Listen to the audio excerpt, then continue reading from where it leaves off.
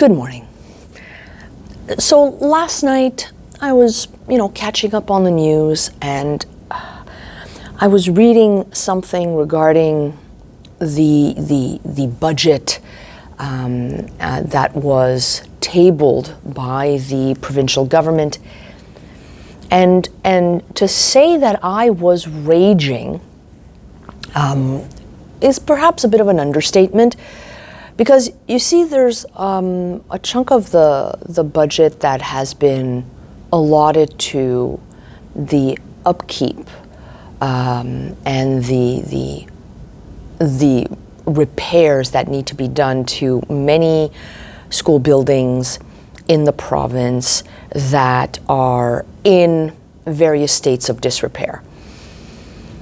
And the provincial government, during their last mandate, had made a promise to improve the state of our schools, public schools, obviously, and improve the state of the educational infrastructure, so to speak. And they missed it. They completely missed the mark. And not only that, the state has worsened. So there are more schools now that need immediate repairs, and basically the schools are evaluated based on certain criteria that the current government established during their previous mandate, because they were unhappy with the way that schools were evaluated and the repairs were evaluated from the previous government.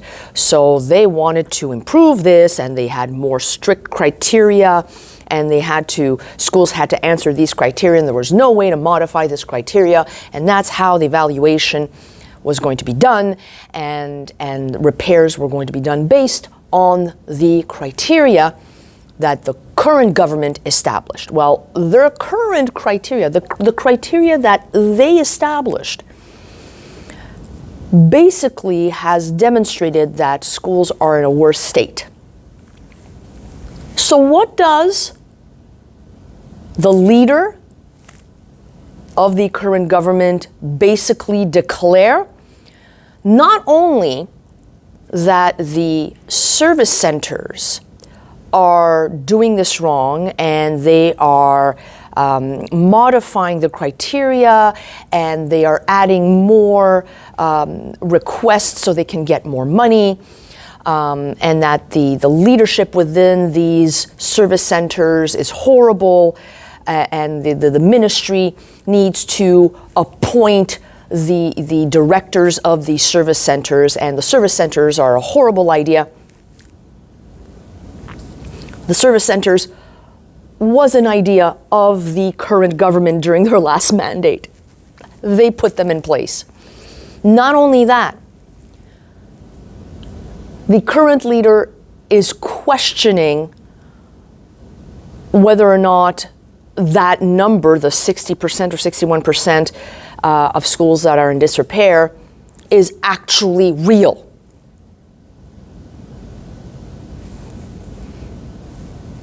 So a little lesson in leadership here. A little lesson in leadership. You are a leader. You have a team that you are leading. Not managing, leading. You've assigned different tasks to your team members, and they all share the same vision. You approved of them being in your team, because they have the same end goal, they have the same vision as you, O fearless leader. So you assign tasks to these team members, and they do this, and you endorse their work. What do you do if they don't hit the mark?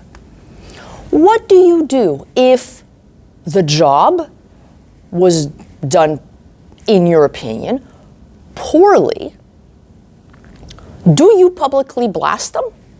Do you publicly criticize them? Do you publicly, in front of journalists, the media, question their work when you yourself also publicly endorsed them? Do you also question the findings and gaslight everyone in saying, no, no, no, this can't be true? Why? Because maybe in your reality, in your little bubble of existence, it's not so, and therefore it cannot exist anywhere else? Really? Is that what you do as a leader? No, you don't. You don't. Current leadership right now is showing all the examples of what not to do as a leader. And I'm not saying that I'd be doing a better job. No, no, no.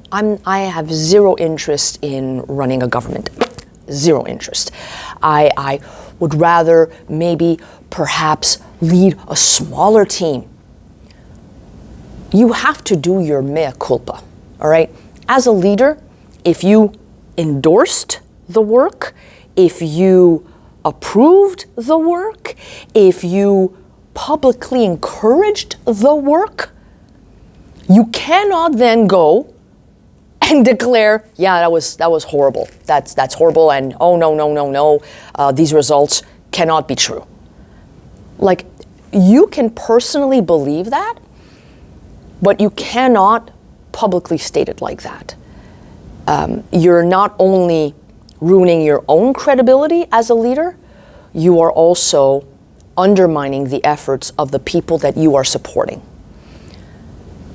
There's something totally amiss, totally askew, totally nonsensical about what was said yesterday by the premier regarding the state of our schools, and the fact that he is questioning the numbers that were brought by his own government is absurd.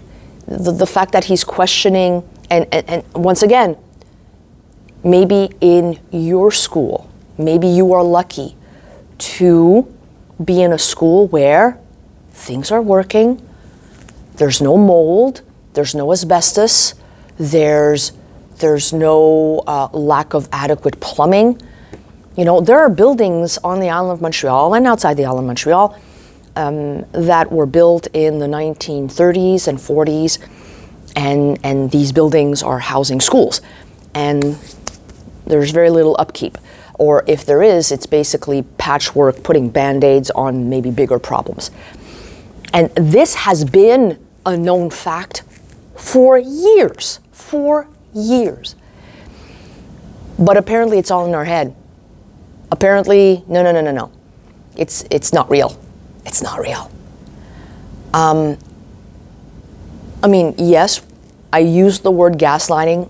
I'm not redacting that, because if you are the leader, you should be recognizing the numbers and saying, we need to investigate this. We need to, get to the bottom of this. Why did it go up?